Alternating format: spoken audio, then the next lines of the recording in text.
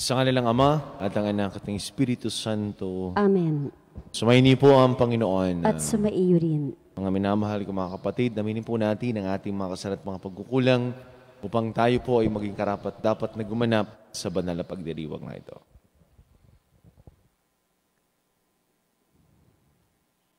Inaamin ko Sa makapangyarihang Diyos at sa inyong mga kapatid, na lubha akong nagkasala sa isip, sa salita, sa gawa, at sa aking pagkukulang.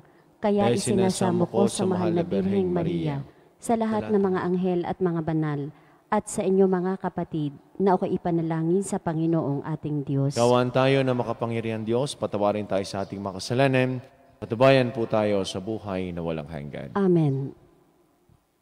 Panginoon, kaawaan mo kami. Panginoon, kaawaan mo kami. Kristo, kaawaan mo kami. Kristo, kaawaan mo kami. Panginoon, kaawaan mo kami. Panginoon, kaawaan mo kami. Manalangin po tayo.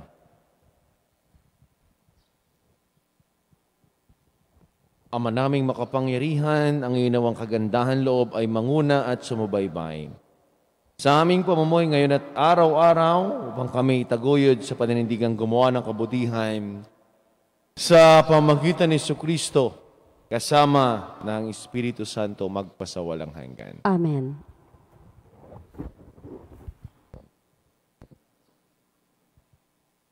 Ang simula ng sulat ni Apostol San Pablo sa mga taga-Efeso.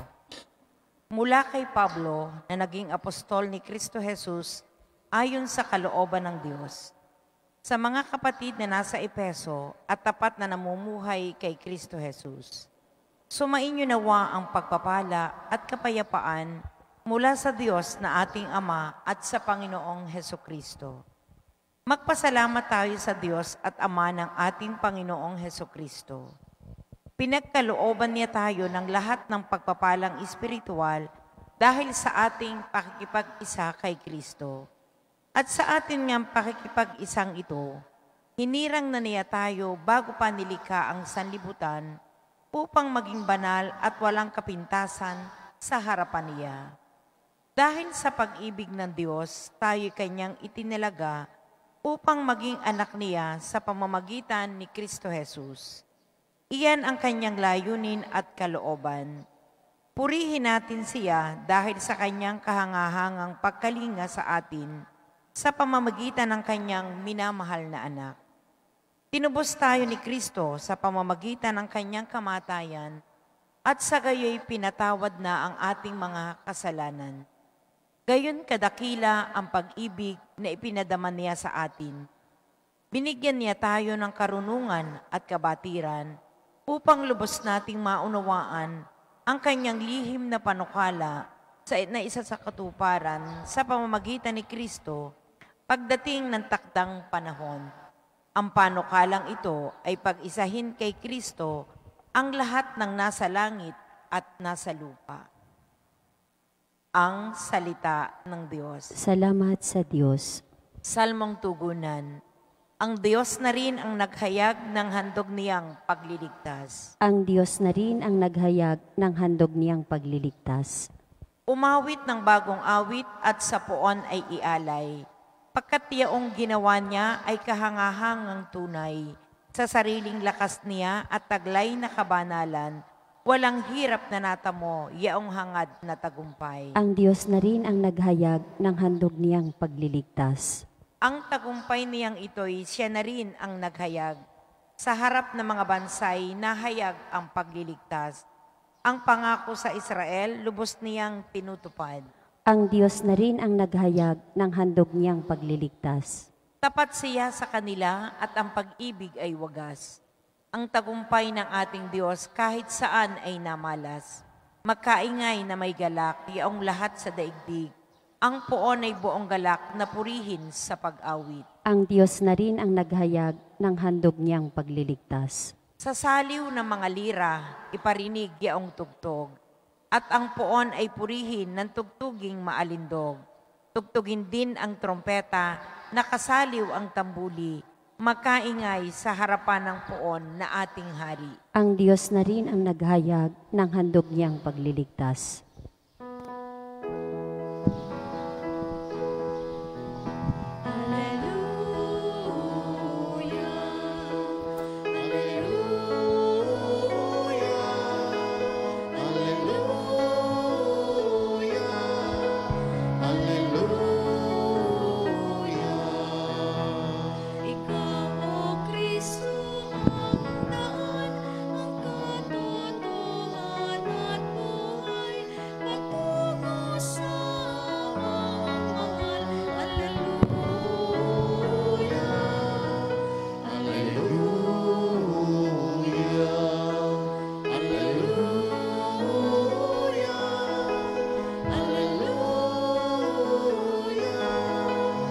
Hallelujah.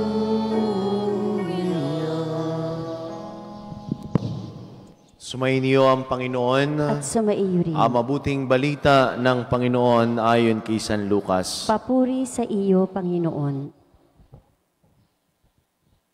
Noong panahon iyon, sinabi ni Jesus, kawawa kayo.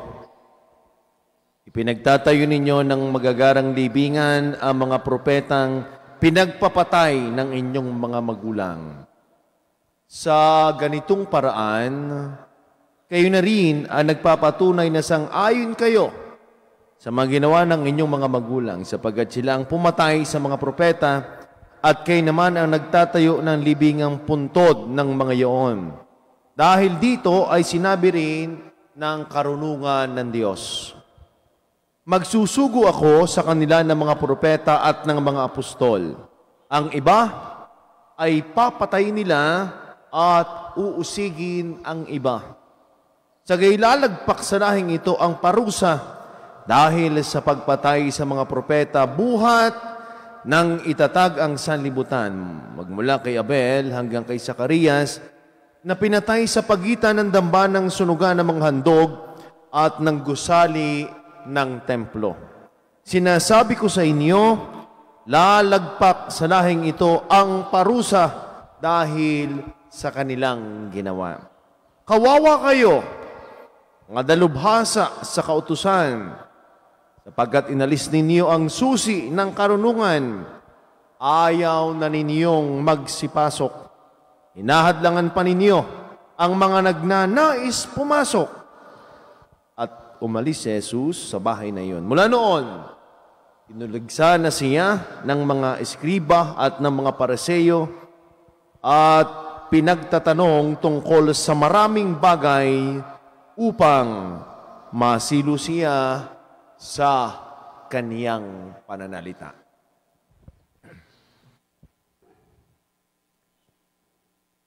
Mga kapatid, ang mabuting balita ng ating Panginoon. Pinupuri ka namin, Panginoong Heso Kristo. Magandang umaga po sa ating lahat.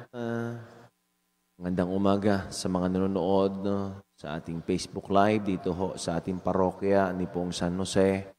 Dito sa San Jose, Batangas, sa mga nagdiriwang po ng kanilang kaarawan ngayong araw na ito, happy birthday. Sa mga may wedding anniversary, congratulations po. Meron ho tayo na pananalita na kapag nabalita natin ng isang tao ay matapang, maligalig, madamot, yun hong nilalayuan ng ibang tao, minsan nasasabi natin, makakahanap din iyan ng katapat. Pag medyo babarako-barako o nagbabarako, makakahanap din iyan ng katapat. At pagka nakahanap ng katapat, o ano, tayo ay minsan tuwan-tuwa, nakahanap nga din ng katapat. Lalo na ho pag-usapin ng pagliligalig, hindi na lang pinapansin ng iba, ay pag nakahanap naman ng katapat, ikaw tuwan-tuwa, puti nga, nakahanap ka din ng katapat. Ang mga Pariseo ho at mga eskriba, mga dalubaan sa ng batas, hindi lamang ho sila nakahanap ng katapat. Nalagpasan pa sila ni Jesus. Ito hong mga nakalipas na araw, ang narinig ho nating ebanghelyo ay tungkol sa mga sinasabi ni Jesus laban sa pagpapractice ng mga Pariseo, ng eskriba at ng mga dalubhasa ng batas. Ano ang mensahe ng ating ebanghelyo? Tayo ho ay maging dahilan ng paglapit, hindi ng panggigipit sa Diyos. Sabi ng ating Panginoong Yesus, kayong mga dalubhasa sa kautusan, inalis na ninyo ang susi ng karunungan. Ayaw na ninyong magsipasok, inahadlangan pa ninyo ang mga nagnanais pumasok. Yung iba ho sa atin, ang galing magsulsul. Yung iba sa atin, para ho bang ang role sa buhay ay tagagatong. Sige, sige. Oo nga, tama nga. Sige, gawin mo pa yan. Sige.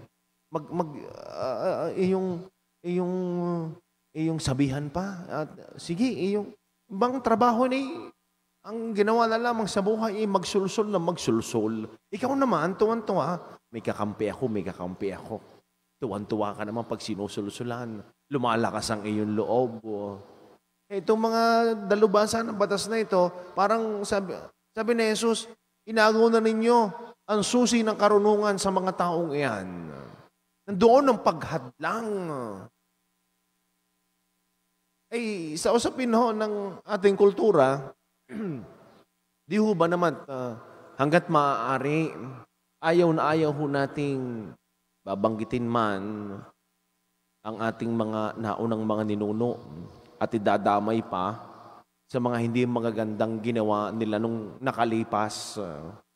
Hayagang sinabi ng ating Panginoong Hesus, sa mga Pariseo at mga iskriba na ito, yung pagpapatay ng mga magulang ninyo, mga ninuno ninyo, hanggang ngayon ay patuloy ninyong ginagawa. Aba, ay lalo hong nanggalaiti ang mga Pariseo at iskriba na ito. Siguro, ay pati ba naman mga ninuno, idadamay mo pa. Tayo nga ho, pinag-usapan ng ating magulang na patay na at may narinig tayo na, patay na nga yun, dinadamay pa ninyo. Pero sa Jesus, tahasang sinabi, nung pagkakaiba ninyo sa inyong mga ninuno, sa inyong mga magulang na nagpapatay, tahasang sinabi ni Jesus na nagpapatay sa mga pinadalang propeta, kayo ipinagpapatuloy ninyo. Kaya iyon, nais silang siluin si Jesus. Nais silang gawa ng masama. Sapagkat ito naman, ang misyon talaga ni Jesus. Hindi niya kino-compromise. Hindi niya pinipili ang salita na for the sake lamang na ma-please ang mga taong ito. Kaya siguro minsan may nagagalit din sa aming mga pare, sa akin. Siyempre, pag may nasasabi kang hindi maganda, baka tatampo. Yun naman ang role namin bilang preacher, bilang propeta. At kung may tamaan man mas mabuti nga yun. Bakit? At least, ang salita ng Diyos ay tumitiim sa iyong buhay. Hindi naman kami magsasalita para lamang i-please kayo. Kung ano lamang yung katanggap-tanggap sa inyo. Paano yung hindi katanggap-tanggap, hindi na namin sasabihin. Si Jesus, ganoon ang kanyang panalita. Tahasan. Ito nung mensahe para sa ating ebanghelyo. Tayo ay maging dahilan ng paglapit ng ibang tao. Hindi tayo maging dahilan ng panggigipit. Sa madalit sabi, kung ikaw din lamang ay manunulsol at manunulsol, sana ang iyong pagsusulsol ay magdala sa kabutihan, hindi sa kipapahamak ng ibang tao. Just for sharing lamang sabi ng isang manunulat sa Zen teaching, at the end of that day, three things matter. How deeply we love, how fully we live, how freely we learn to let go.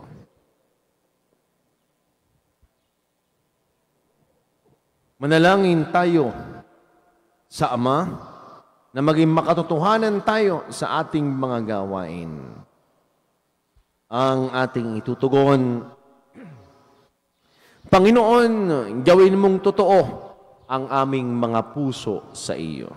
Panginoon, gawin mong totoo ang aming mga puso sa iyo.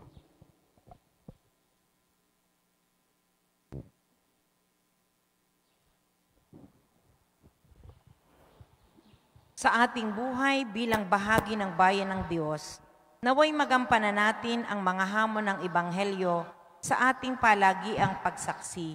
Manalangin tayo sa Panginoon. Panginoon, gawin mong totoo ang aming puso sa iyo.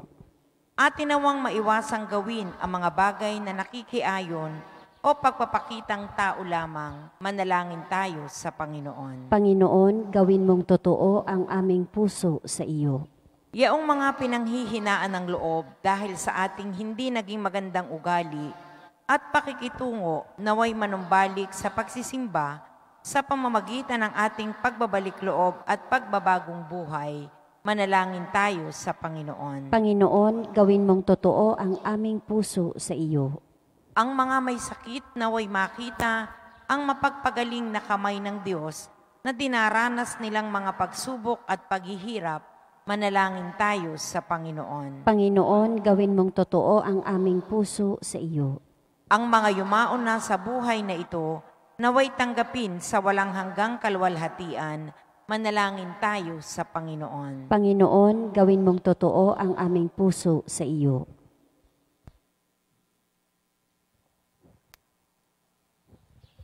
Ama, tulungan naman kaming sumamba sa iyo ng may totoong puso upang makalapit kami sa iyo sa Espiritu at katotohanan.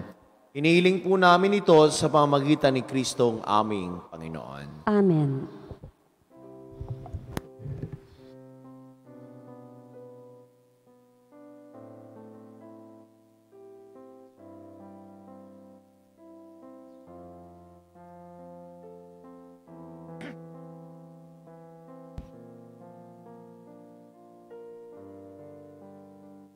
Kapuri-puri ka, Diyos sa malumkas sa liputan, mula sa lupa't mo ng paggawang tinapay para magpagkain, nagbibigay tayo.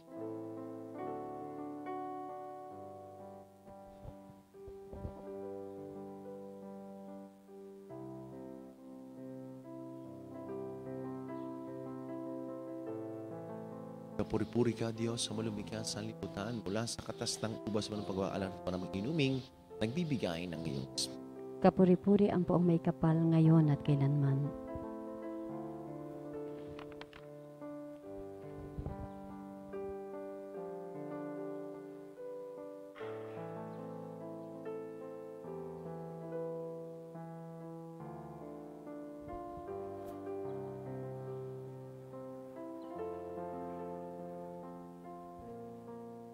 Manalangin po kay mga kapatid upang ating paghahain ay kalugdan ng Diyos amang makapangyarihan. Tanggapin nawa ng Panginoon itong paghahain sa iyong mga kamay, sa kapurihan at karangalan, sa ating kapakinabangan at sa buong sambayanan niyang banal. Ama naming lumikha, tanggapin mong aming mga panalangin na sumasaliw sa aming paghahain, upang sa ginaganap naming pagdiriwang, kami ay makatawid sa kaluwalhatian.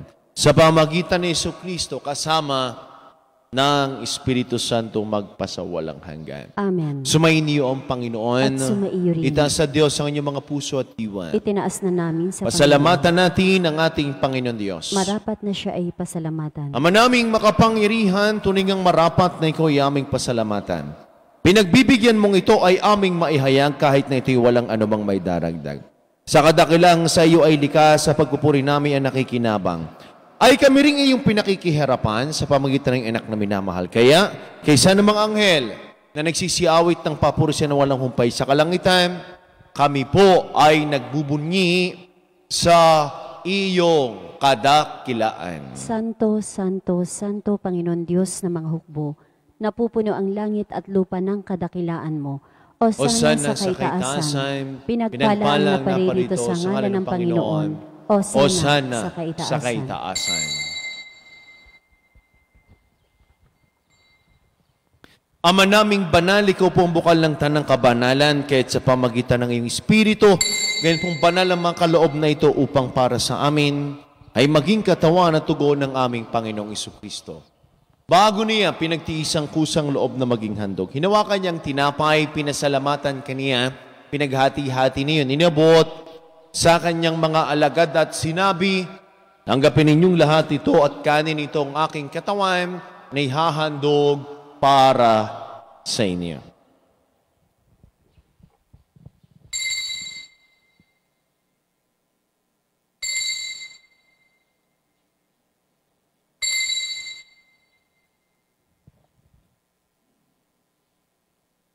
Kaya hindi naman nung matapos ang hapunan, hinawakan niyang kalis, muli kaniyang pinasalamatan. Inabuti ang kalis sa kanyang mga alagad at sinabi, tanggapin ninyong lahat ito at inumin itong kalis ng aking dugo, ng bago't wala hanggang tipan. Ang aking dugo na ibubus para sa lahat. Sa pagpapatawad ng mga kasalanan, gawin ninyo ito sa pag-alaala sa akin.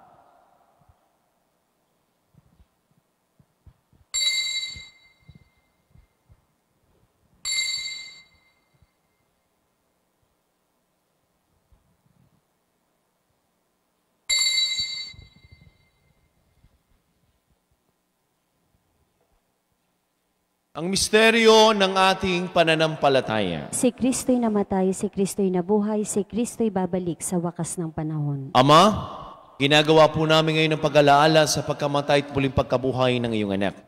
Kaya tinialay namin sa iyo ang tinapay na nagbibigay buhay at ang kalis na nagkakaloob ng kaligtasan.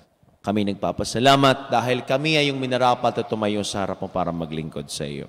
Sinasamo namin kami magkakasalo-salo sa katawan at tugon ni Kristo, mabuklod sa pagkakaisa sa pamagitan ng Espiritu Santo. Ama, lingapin mo yung simbahang laganap sa buong daigdig.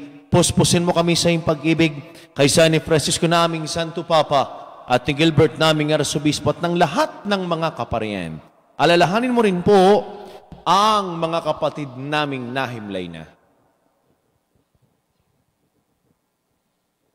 Nang may pag-asang sila'y muling mabubuhay, gayon din ang lahat ng mga pumanaw. Kawa mo po sila patuloyin sa iyong kaliwanagan. Kawa mo at pangindapating kaming lahat na makasalo sa iyong buhay na walang wakas. Kaysa ng mahal na Birheng Maria na ng Diyos ni Poong San Jose na atin din patron. Kaysa ng lahat ng mga apostol, San Jose, Marelo at ng lahat ng mga banal na namuhay dis daigdig ng kalugod-lugod sa iyo. May pagdiwang nawa po namin ang pagpupuri sa kararangal mo sa pamagitan ng anak na aming Panginoong Heso Kristo. Sa pamamagitan ni Kristo, kasama niya at sa Kanya, ang lahat ng panagpapuri sa ito sa makapangyarihan, kasama ng Espiritu Santo, magpasawalang hanggan.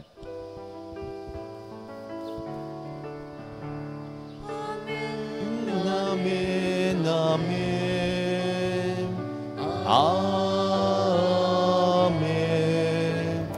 Amen, amen, amen.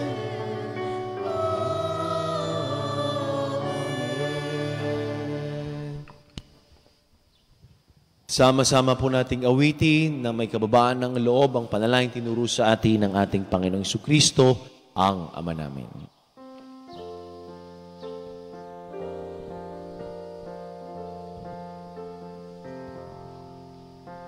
Ama namin, masalangit ka. Sambahin ang ngalan mo. Mapat sa amin ang kaharian mo. Sundin ang loob mo dito sa lupa para nang sa langit. Bigyan mo kami ngayon ng aming kakanin sa araw-araw. At patawarin mo kami sa aming mga sala para na pagpapatawad namin sa nagkakasala sa amin.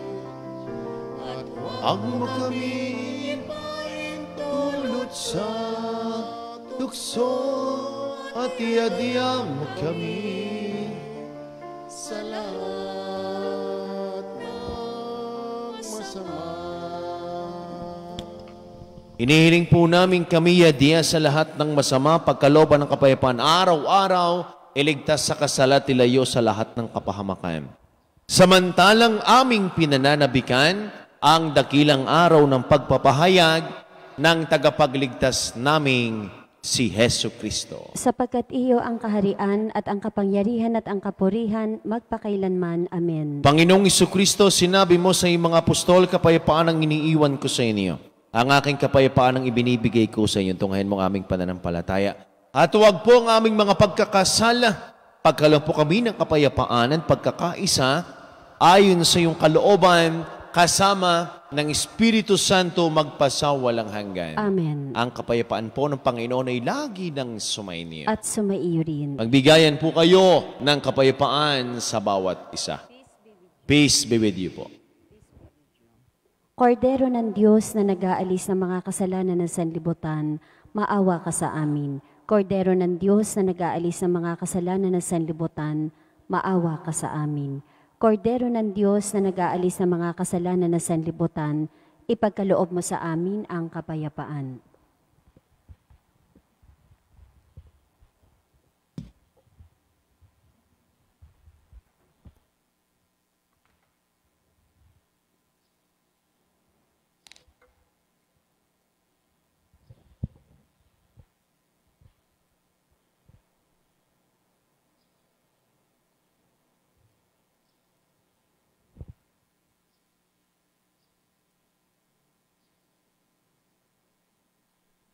Minamahal ko mga kapatid, ito ang kordero ng Diyos, itong Kristong muling nabuhay, na nag-aalis sa mga kasalanan sa libutan.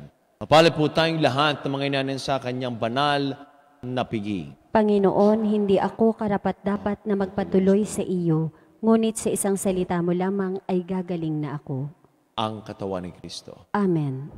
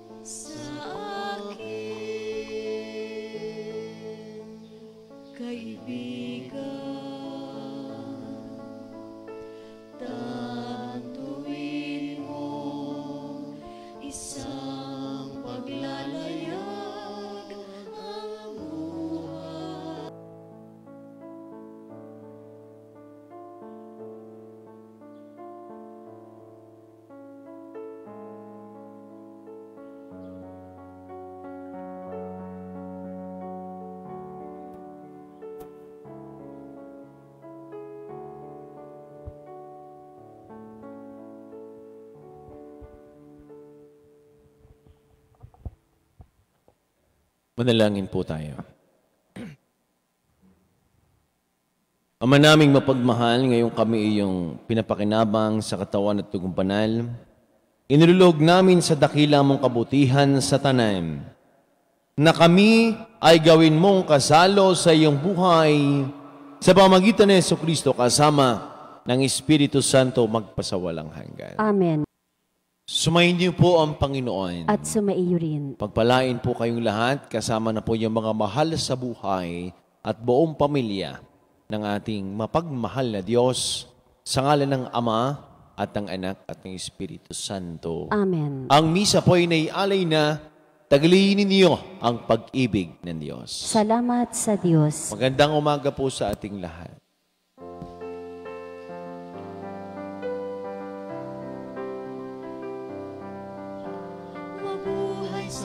Araw-araw na inaasal.